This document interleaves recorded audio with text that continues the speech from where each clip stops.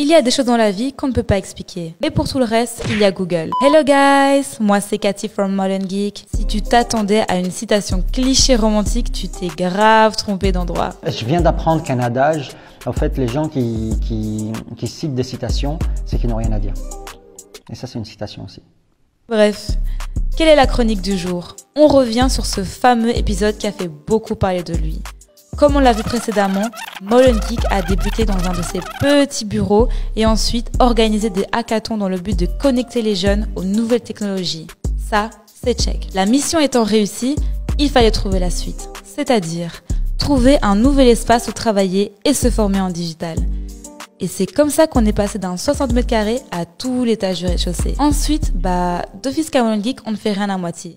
Qui dit travaux dit collab avec un artiste incroyable qui nous a tagué notre humour sur nos murs.